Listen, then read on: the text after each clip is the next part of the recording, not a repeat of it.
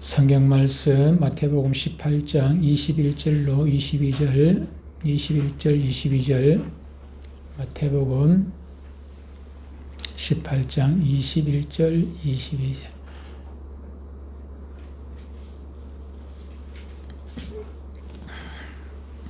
같이 읽습니다. 시작.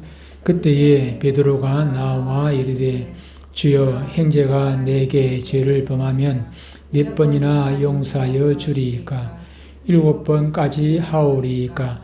예수께서 이르시되 내게 이르노니 7번뿐 아니라 7번을 7번까지라도 할지니라. 아멘. 오늘 말씀의 제목은 나는 내 죄가 용서받았다는 사실을 믿는가? 나는 사죄의 은혜를 믿는가? 우리가 사도신경 쪽 말씀을 듣는데 마지막 부분까지 왔습니다. 마지막 부분인데 죄를 사하여 주는 것, 몸이 다시 사는 것, 영원히 사는 것. 오늘 사도신경 19번째 말씀을 듣는데 마지막 주제를 보게 됩니다. 맨 마지막 주제는 예수 믿는 나에게 어떤 일이 일어났는가에, 예수 믿는 나에게 어떤 일이 일어났고 또 어떤 일이 일어나게 될 것인가, 그것을 지금 거기에 대한 믿음의 고백을 지금 하고 있는 것입니다. 그게 세 가지인데, 죄를 사하여 주는 것, 예수 믿는 나에게 죄를 사하여 주고, 예수 믿는 나는 부활을 하게 되고, 예수 믿는 나는 영생을 얻게 되는 거의 세 가지 고백을 살펴보게 될 것인데, 그 중에 오늘은 첫 번째 것, 죄를 사하여 주는 것, 죄를 사하여 주는 것, 죄 용서함에 대해서 말씀을 나누도록 하겠습니다. 우리는 예수님을 믿는 즉시 죄 용서함을 받는다고 말씀을 하고 있고 또 그렇게 들어봤습니다. 그렇다면 그 근거가 어디에 있는가 하는 것입니다. 그 근거가 어디에 있을까요? 로마서 3장 25절에 보면 이렇게 말씀을 하고 있습니다. 같이 읽어보겠습니다. 같이 읽습니다. 시작. 이 예수를 하나님이 그의 피로서 믿음으로 말미암는 화목제물로 삼으셨으니 이는 하나님께서 길이 참으시는 중에 전에 지은 죄를 간과하심으로 자기의 의로우심을 나타내려 하심이니. 아멘. 여러분, 우리가 죄 용서함을 받게 된 것은 하나님께서 우리 죄를 대신해서 예수님을 화목 제물로 삼으셨기 때문입니다. 화목 제물, 제물이 친히 제물이 되셨어요. 화목 제물이 무엇입니까? 화목 제물, 화목. 물화수목 그 화목이 아니고 하나님과 우리 사이가 오전에도 말씀드렸습니다만 원수관계에 있어요. 원수관계. 깊은 담 때문에 담이 막혀가지고 서로 교통할 수 없는 원수관계에 있었는데, 원수관계를 이제 화목하게 하나님과 화해. 우리가 결혼할 때 요즘은 뭐 연애 결혼하죠. 옛날에 결혼하기 위해 가지고는 누가 있어야 됩니까? 이 남자와 여자와 남자 사이에 누가 있습니까? 누가 있어요? 예? 중매장이 있죠. 중매장이. 하나님과 우리 사이가 원수관계에 있어요. 예, 원수관계에 있어요. 그 중매장이가 누구예요? 예수님. 예수님이 중매장인데 화목. 근데 그냥 단순히 그냥 여기가 왔다 저기 갔다 하는 그런 게 아니고 화목 제물. 구약시대의 화목 제물은 뭐예요? 짐승이 화목 제물.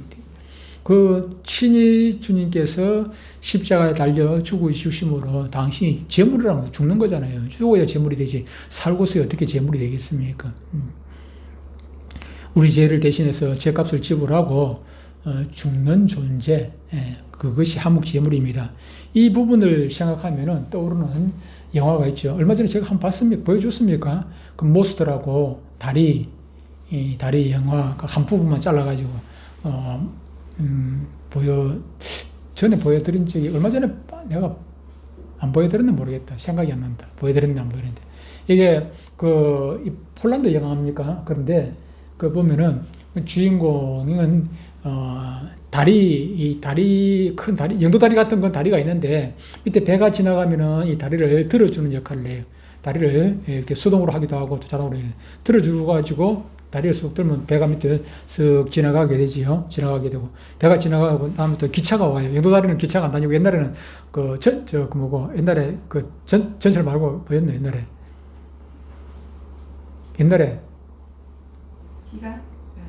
다리 옛날에 전철 말고 다니는 게 시내 다니는 지하철 말고 옛날에 다니는 차가 뭐였어요?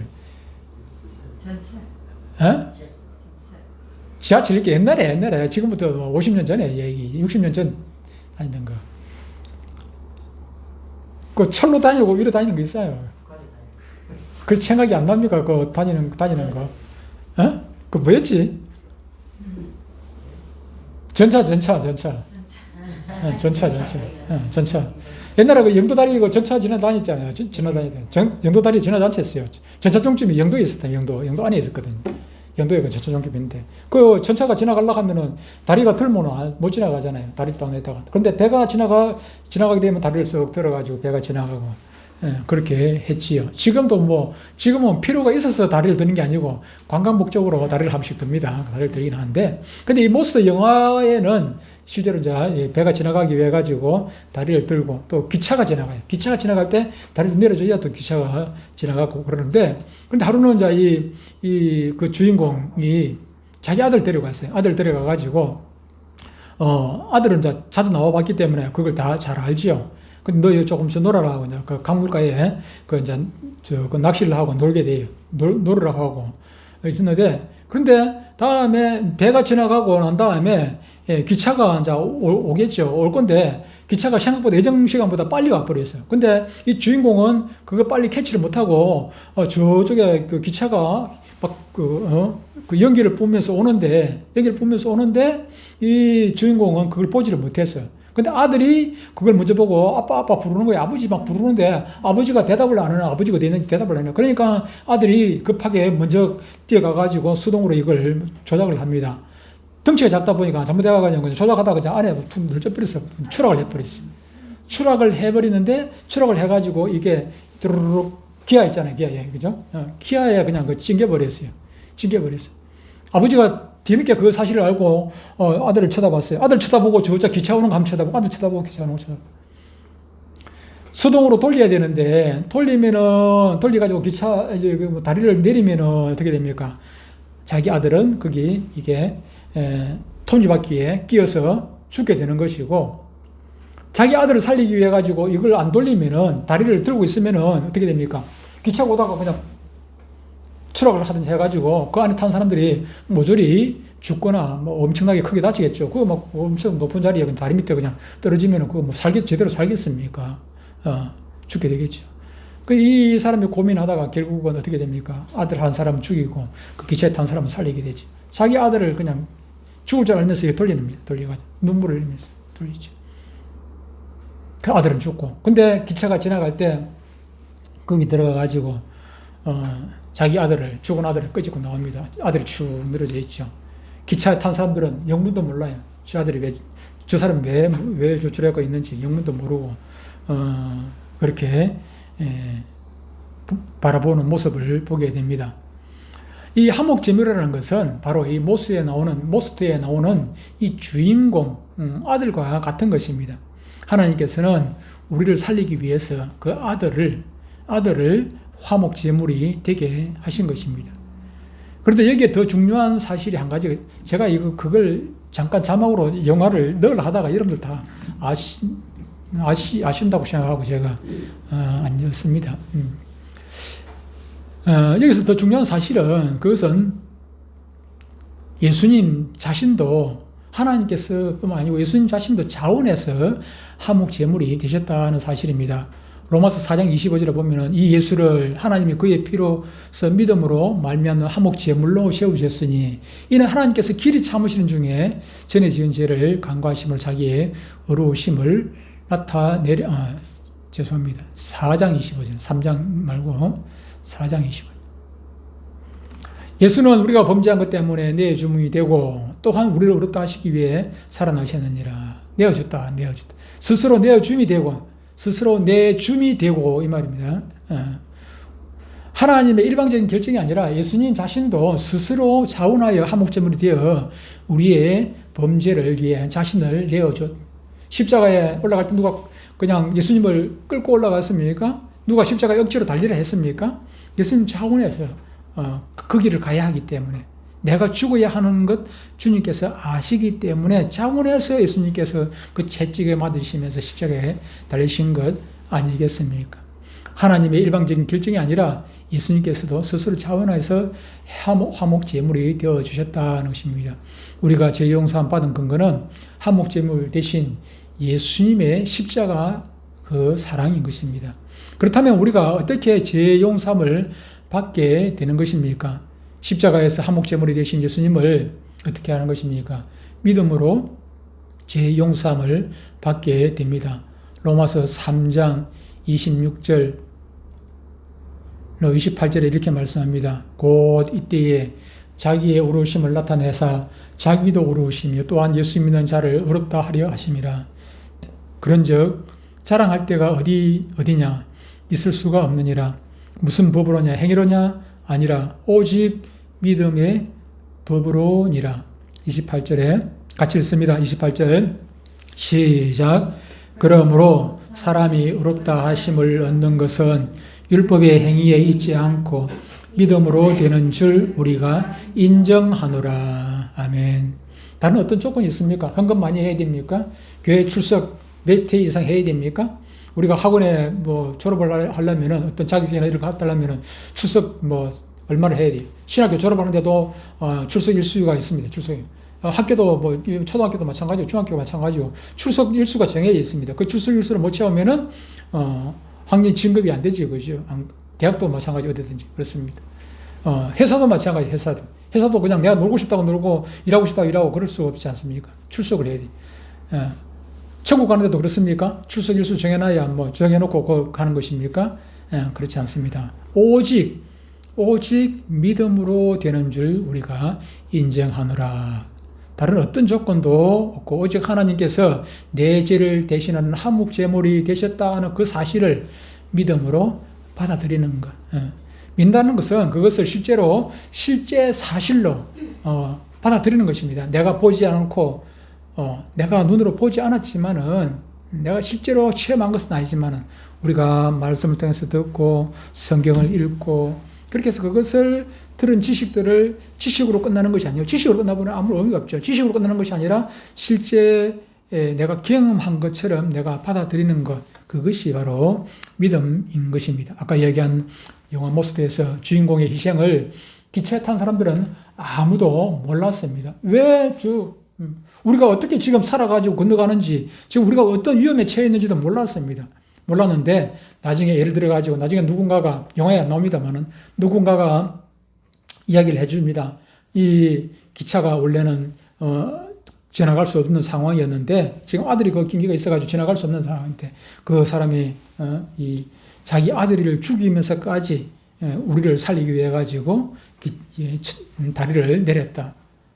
그 아들이 당신들이 지나갈 때 보았던 그 아들이 바로 우리 때문에 죽은 아들이다. 그것을 알았다면은 그 사람들이 그것을 알았다면은 고맙고 감사하고 저 아이 때문에 저 아이가 죽고 내가 대신 살았구나. 저 아이가 죽고 내가 대신 살았구나. 실제적으로 믿어지지 않겠습니까? 마찬가지로 우리가 지금 그냥 통상적으로 그냥 비상적으로 믿는 것이 아니라 실제적으로 예수님께서 2000년 전에 돌아가신 그 예수님의 피를 내가 체험한 것처럼 받아들이는 것, 그것이 믿음인 것입니다. 다른 조건은 아무것도 없습니다. 오직 믿음으로 받아들이면 되는 것입니다. 그리고 그것을 믿는 즉시 우리는 변화가 생기게 되고 그것을 경험하게 됩니다. 믿음은 즉각적인 변화를 가져오기도 하고 때로는 어떤 사람에게는 천천히 변화되는 경우도 있기도 하고 어떤 경우는 즉각적으로 사람이 달라지기도 하지요. 그런 체험들, 그런 간증들을 우리가 많이 들어봤습니다. 그러므로 예수님께서 대속 제물이 되셨다는 사실을 믿는 것은 즉각적으로 믿어야 되는 사실이지만은 동시에 지속적으로 계속해서 꾸준히 그 믿어 나가야 되는 것도 사실이기도 합니다. 이 믿음은 한번 믿는 것으로 끝나는 것이 아니라 지속적으로 믿어야 하고 또 그 믿음을 확인하고 고백하고 또 고백해야 되는 것입니다. 마음으로 믿어 의에 이르고 입으로 시인하여 구원에 이른다고 하듯이 입으로 시인하는 일은 끊임없이 해야 하는 일. 끊임없이. 우리가 잘 아는 그 찬송가 나중에 한번 내가 연하지 싶습니다. 찬송가 305장에 5장을 지은 작사한 존 뉴턴은 우리가 들어보셨겠습니다만 원래 노예상이었습니다. 노예상. 그때 당시에 노예들을 잡아다가 아니면 잡아난 노예들을 돈 주고 사가지고 와가지고 헐값에 사가지고 와가지고 이 비싼 값에 갖다 팔죠, 그죠? 비싼 값에 갖다 파는 그런 노예상이었습니다. 노예상이니까 자기가 배를 가지고 있습니다.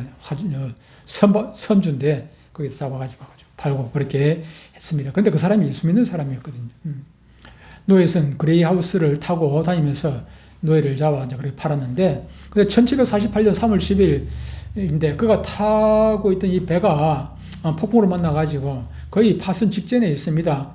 물속에 막 반쯤 잠겼다가 다시 나왔다가 잠겼다가 다시 나왔다가 이거 뭐 이대로 나가다는 그냥 물에 빠져 죽기 십상이거든. 그때서 자기가 이제 회개를 하고 하나님 잘못했습니다. 회개하고 다시는 안 그러겠다고 이제 그래서 죽음의 공포를 느끼면서 이제 회개를 하게 되죠. 막 지옥에 대한 체험도 했다고 얘기를 합니다만 간절한 기도를 한참 하다 보니까 정말로 지주듯이 지옥에 폭풍과 잔잔해지고 파도도 잠잠해지는 그런 경험을 하게 됩니다. 그때 그는 자신의 기도를 하나님께서 들어주셨다고 믿게 되고 그때 작사한 곡이 바로 찬송가 305장 나 같은 죄인 살리신 주은혜 놀라워하는 그 찬양, 참 대단한 찬양 아닙니까? 그런 폭풍 속에서 살아나서 다시 교회를 열심히 다니기 시작을 했고 예수님께서 자신을 위해 죽으셨다는 사실도 확실히 믿게 되었습니다. 그러나 끝까지 잘 다녔으면 참 좋겠는데 그러나 그는 여전히 노예 상인이었고 시간이 조금씩 지나가니까 또 돈 욕심이 생기겠죠.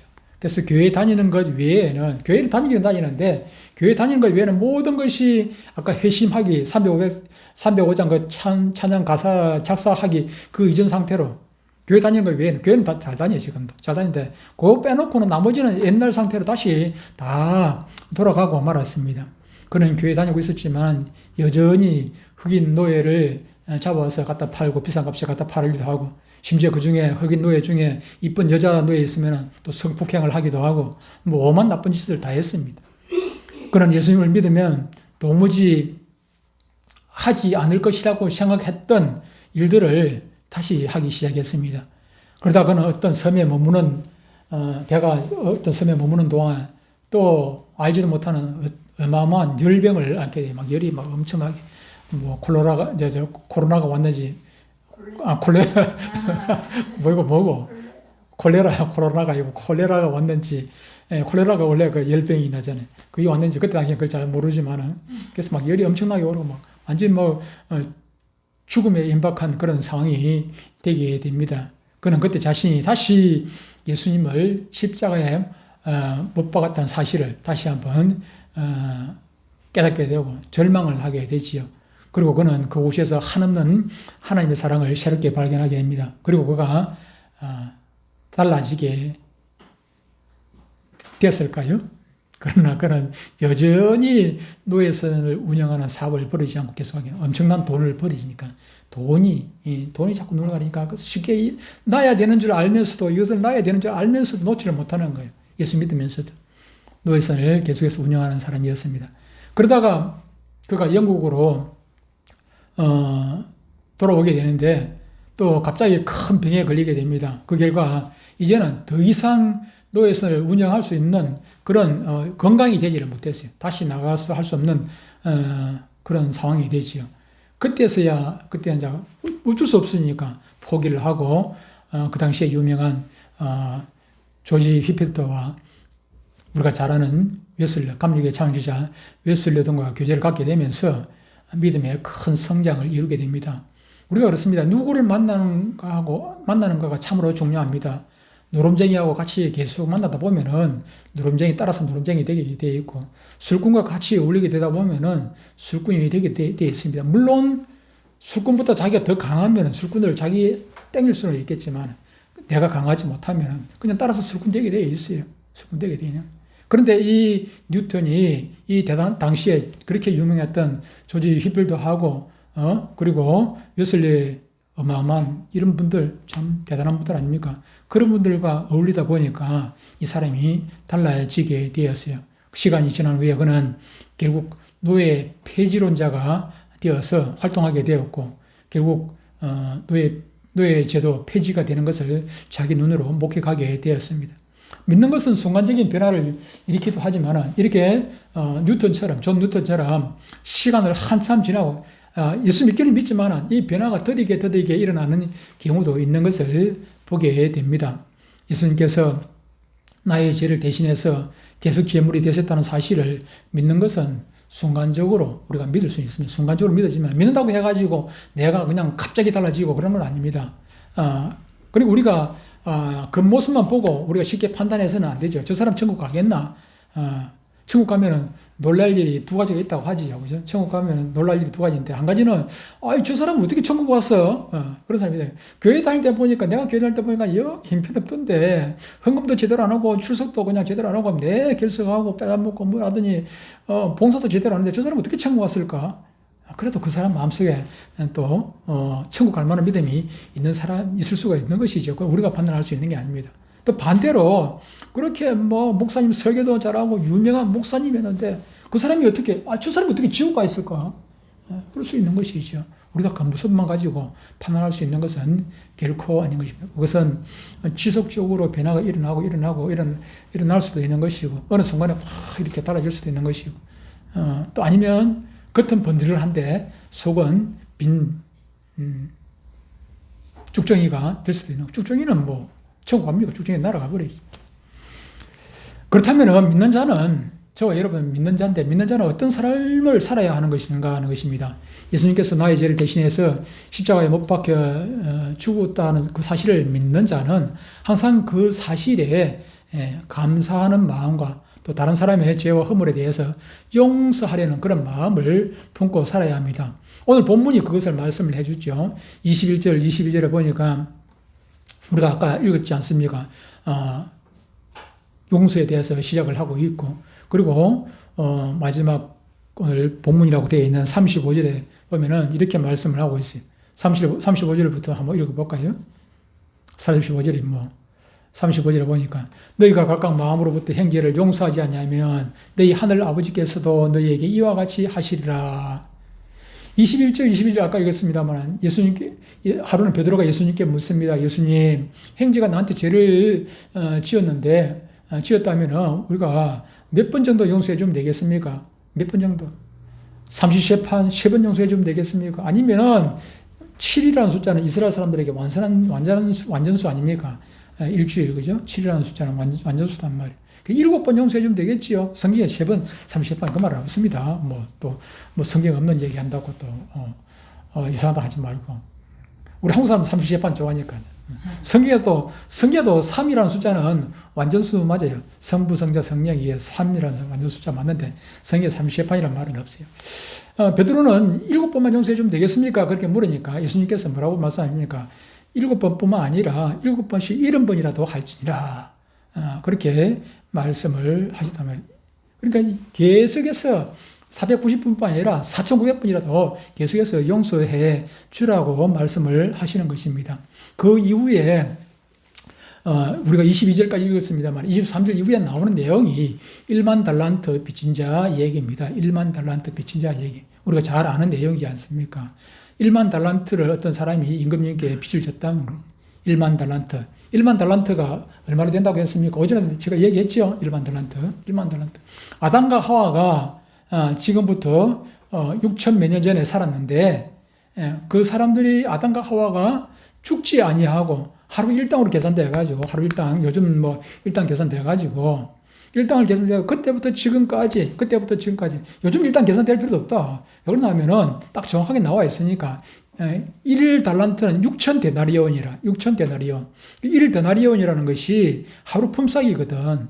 1달란트라는 말은 6,000일의 품삯이란 말이에요. 6,000일의 품삯.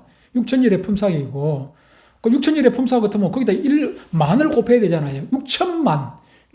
6천만일의 품삯이라, 6천만일의 품삯. 6천만일의 품삯 같으면은 아담과 하와가 지금까지 살아 있어도 그 품삯을 이자 빼고 원금 1만 달란트 이자 무시하고 원금도 못 갚아. 원금도 못 갚는 그런 어마어마한 돈이란 말이죠. 그 말은 우리가 죽었다 깨어나도 갚을 수 없는 돈이란 그런 얘기지 않습니까? 그것을 어떻게 됐습니까? 임금님이 가보니까 이거 도저히 갚을 수 없다는 걸 알고 이 사람이 이만큼이나 빚졌어. 도저히 갚을 수 없겠네. 어떻게 합니까? 탕감을 해주죠. 탕감을 안 갚아도 된다. 탕감해 줬단 말이에요. 탕감을 받았으면은 기분이 좋아가지고 기분 좋겠죠. 기분 좋아 룰랄라 바깥에 나오는데 임금님 앞에 나와가지고 자기 집으로 딱 가는데 누구를 만났습니까? 자기에게 빚진 100데나리온 빚진 사람을 만나게 됩니다. 100데나리온. 100데나리온 같은 며칠 품삯입니까? 며칠 품삯? 100데나리온. 조금 전에 내가 데나리온 100데나리온 며칠 품삯? 100일. 하루 품삯이 1데나리온이니까 100일 품삯이에요. 100일 품삯. 100일 품삯이란 말은 자기는 계산도 할 수 없어. 사실은 계산도 할 수 없는 그 돈을 돈이라는 게 그렇지 않습니까? 내가 경험해본 돈은 그냥 돈의 가치를 어느 정도 이거 뭐 1억 정도 같으면 뭐 돈 많네. 1억 같으면 돈 많네. 큰 돈이네. 그런 생각이 들어요. 그런데 1억이 아니라 우리가 전혀 만져보지도 못한 뭐 1조이라면은 이거는 그냥 1억보다 좀 많은 돈 정도밖에 우리가 느껴지지. 느낌이라는 게 뭐 1억보다 조금 많겠네. 뭐 그 정도밖에 안 느껴져요. 안 느껴져. 뭐 지금 그 야구선수 유현진이가 한국으로 돌아왔는데 유현진이가 받았던 돈이 그 얼마입니까? 그 계약 4년 동안 계약했던 게 그때 뭐 한 2천억 되나? 2천억입니까? 2천만 달러입니까? 2천억인가 모르겠다. 지금 한국에서 또 미국으로 간 또 선수 있잖아요. 그건 또 유현진보다 돈 많이 받았던 것 같은데. 하여튼 어마어마하게 많이 받아요. 그런데 그런 게 우리가 뭐 별로 그렇게 많다는 거지만 그러나 사실은 뭐 그렇게 우리가 얼마나 많은지 계산이 정확하게 안 나와요. 내가 경험을 안 해봤기 때문에 실제 체험이 안 되진다는 말이죠. 근데 어마어마한 돈을 1만 달란트라는 계산도 안 되는 어마어마한 돈을 탕감을 받은 사람이 겨우 자기에게 100데나리온 빚진 사람을 딱 만나가지고 그냥 멱살을 잡고 돈 갚아라. 안 갚아. 그냥 갚겠습니다. 내가 갚을게. 조금만 참아주세요. 갚겠다 하는데도 그냥 돈 안 갚고 잡아다가 그냥 옥에다 가둬버렸어요. 근데 이 옆에 같은 동료가 있었단 말이에요. 동료가 그걸 보고 이거 좀 너무 안 됐거든. 그래서 그 사실을 그 임금님한테 그냥 우리 하는 말로 고자질을 해버렸어요. 임금님한테 고자질을 해버리거든. 그러니까 임금님 막 노발대발 하죠. 화가 나죠. 내가 1만 달란트 용서해 주는데 그랬으면은 성경에 나옵니다만 1만 달란트 용서 받았으면은 빚까지도 100데나리온 그 용서해줘야 될까 아이가. 근데 그걸 용서 안 해줘. 이 괘씸한 놈. 너 1만 달란트 다 갚아. 갚기 전에 너 절대로 이 감옥에서 못 나와. 감옥에 갖다 주의해버리는 거죠. 그 말입니다. 그 말. 우리가 1만 달란트와 같은 그런 어마어마한 죄를 용서받았지 않습니까? 도저히 계산도 할 수 없는 어마어마한 돈을, 어마어마한 죗값을 우리가 용서를 받았는데, 용서를 받았으면은 우리는 어떻게 하라는 것입니까? 혹시 제가 여러분한테 잘못한 게 있어도, 빚진 게 있어도 저보고 갚으라 소리 하지 마세요. 갚으라 하지 마세요. 제가 여러분한테 돈 빚지더라도 갚으라 하지 마세요. 안 갚더라도. 우리가 그런 것들, 이런 것들 다 우리가 용서해 주라는 것입니다. 돈 얘기가 아니라 사실은 용서해 주라. 우리는 엄청난 것을 용서를 받지 않습니까? 그래서 우리가 살아가면서 이게 예를 들어 가지고 아까 100데나리온 그보다 더 큰 돈을 우리가 받았다 할지라도 그것이 영원한 것입니까? 영원한 것 같으면 억지라도 받아야 되겠지만 영원한 것 하나도 없습니다. 이 땅에 영원한 것이란 아무것도 없어요. 오직 하나밖에 없습니다. 오직 하나밖에. 오직 하나 믿음으로 천국하는 거 그거 외에는 영원한 게 없어요. 생명보다 더 귀한 게 어디 있겠습니까? 생명보다.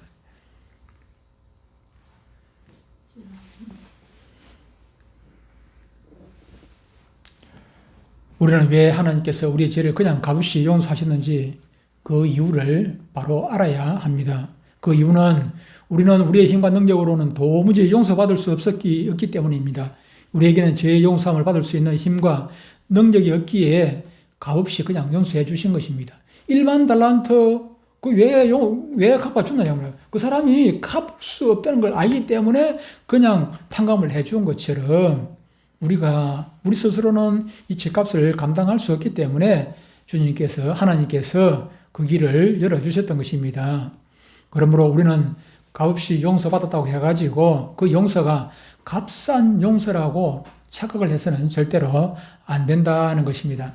값을 매길 수 없을 만큼 비싼 것이기에 그냥 줄 수밖에 없어요. 돈으로 어떻게 팔 수가 없기 때문에 그냥 준 것입니다. 그냥.